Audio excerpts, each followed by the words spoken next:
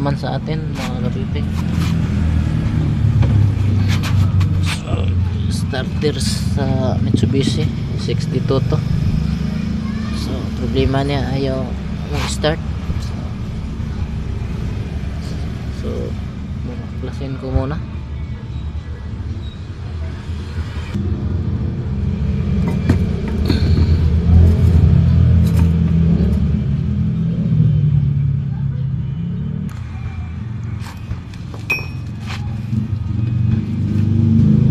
Sana meron na naman kayong matutunan. So para to sa mga baguhan kung gustong matuto mag-repair, so para sa inyo to. At pasalamat na naman tayo ulit sa lahat ng subscriber ko. So maraming salamat po.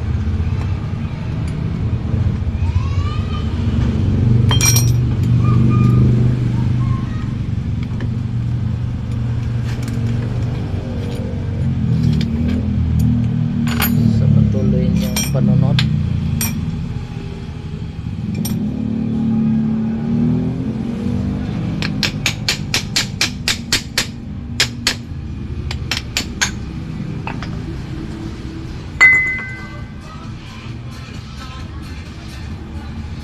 Sana magustuhan ninyo ang video.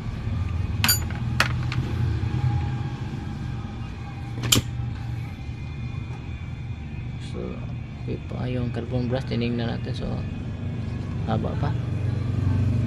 So check natin lahat.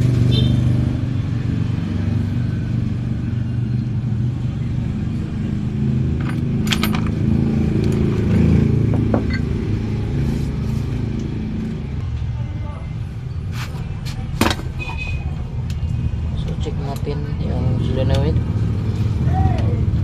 Ang solenoid may problema.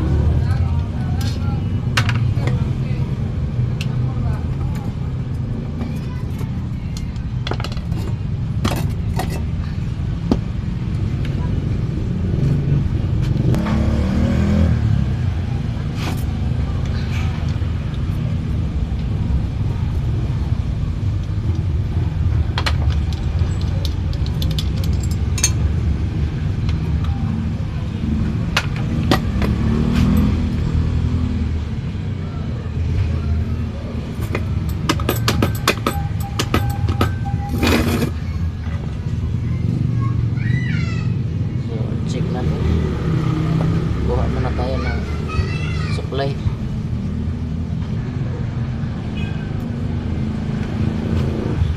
Nandito na, kumuha ako ng supply. So testingan muna natin, so para malaman nyo kung bakit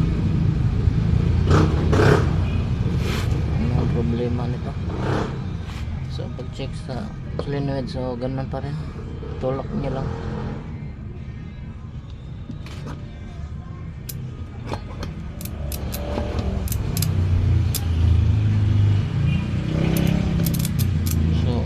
Lang yung punta.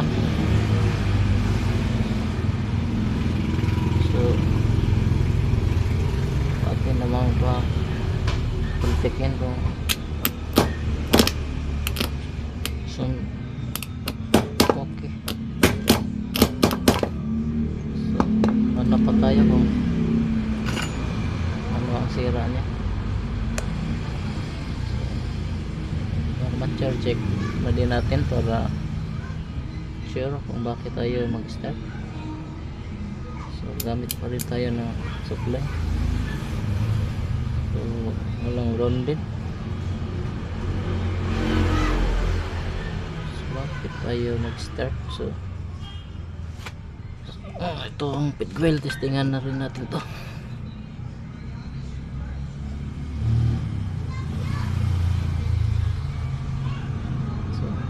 Tingnan din natin to baka may ground sa body. Kadalasan ito rin ang problema.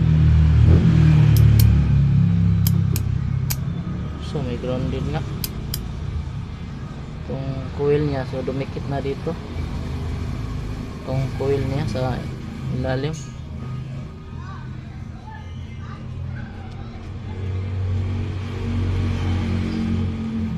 So nakita nyo ba? So pag tinesting natin, dapat hindi yan mag spark, so hindi makita.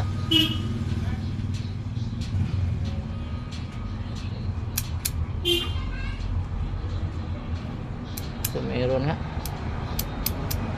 so tumikit sa body niya. So ito yung problema kung bakit ayaw mag start. So kuha tayo ng iba para makita nyo kung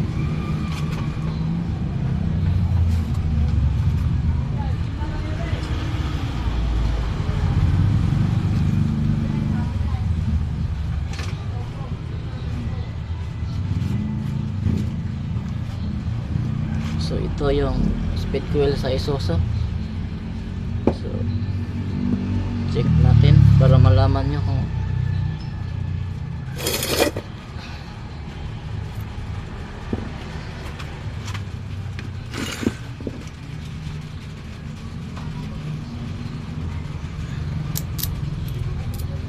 so dapat dito wala, o ganito ang tama. So walang grounded pag inesting mo dito. So ito merong grounded, oh.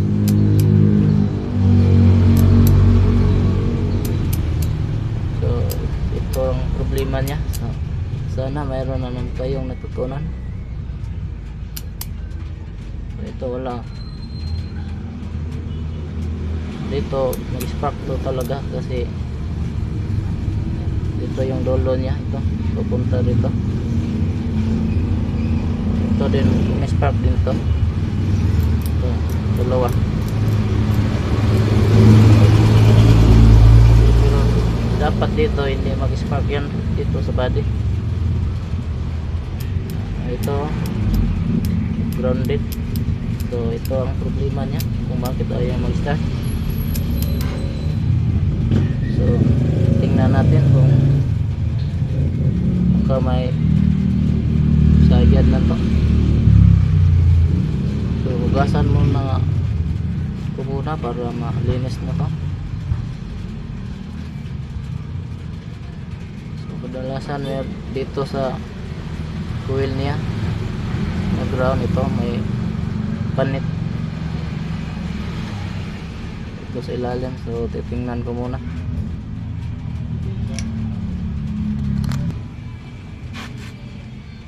So nakita ko na yung problema. So dito lang sa ilalim, ito nag-spark dito ito na wala na sapin. So ito lang yung problema niya,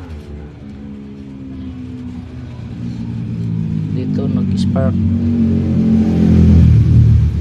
So lagyan natin to ng sapin para hindi na ma-ground to.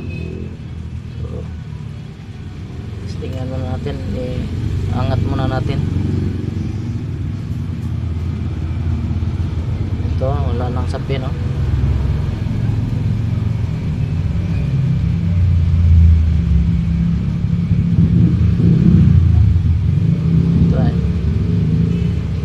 So dito siya dumikit. So testingan mo natin para makita niyo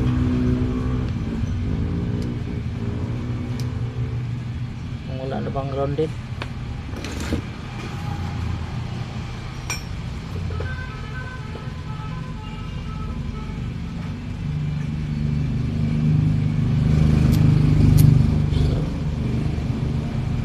So wala na.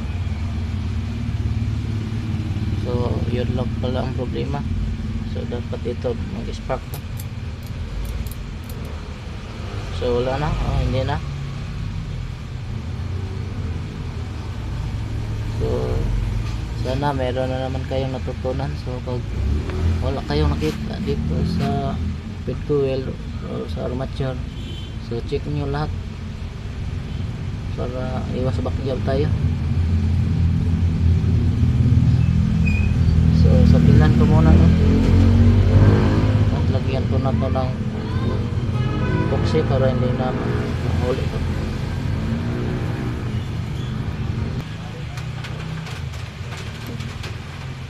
Lagyan ko na ng sapin sa ilalim. So tapingan ko na lang dito, tapos epoxy.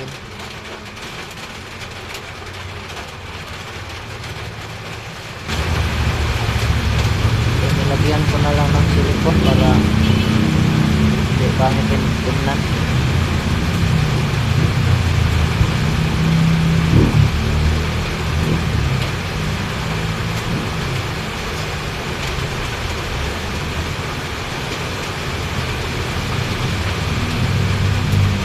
Pasensya na sobrang ingay kasi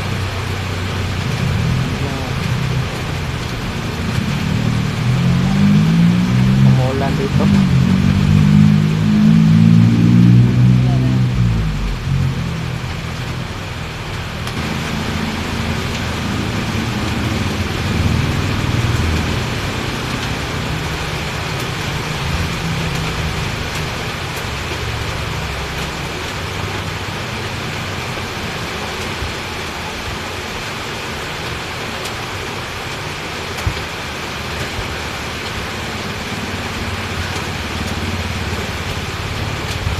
Patuyon ko muna. Sobrang lakas dito ng ulan.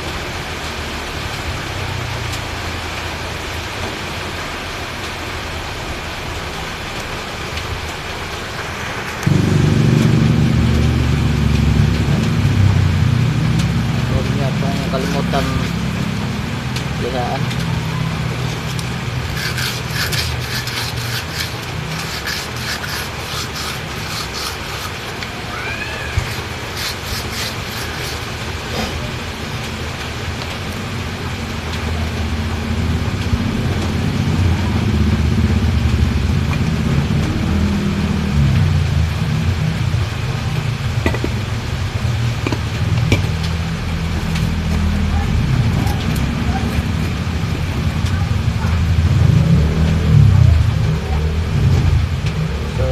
Balik na rin natin itong solenoid.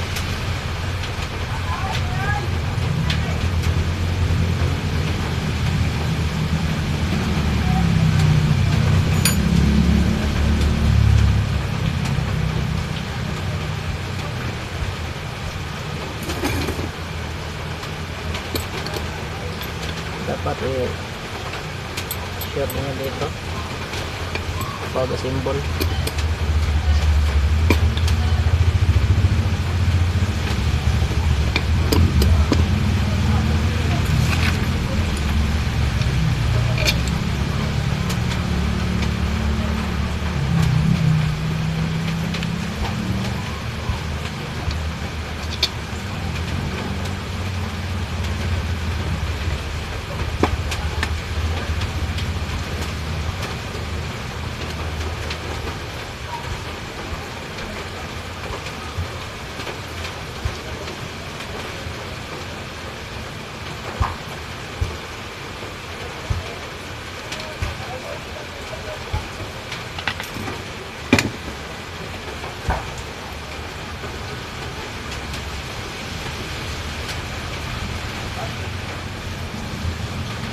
So patuyuan ko muna tong third coil. So ito natuyo na, so yan, symbol na natin.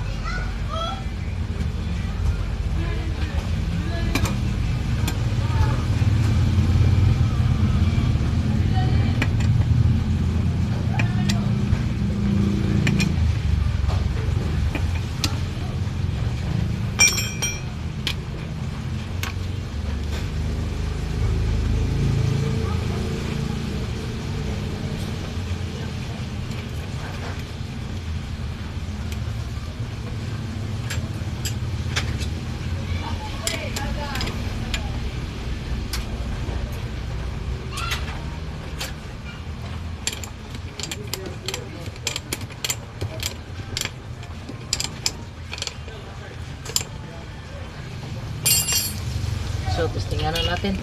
So, kunin ko na tong field coil na to.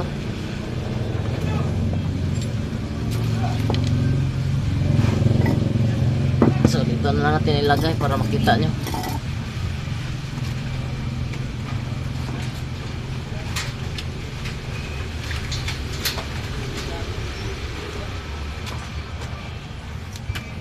So, ito, negative to. Clip na lang natin dyan.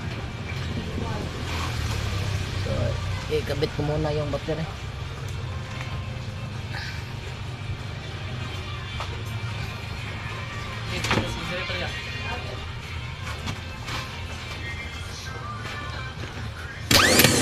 So, okay na.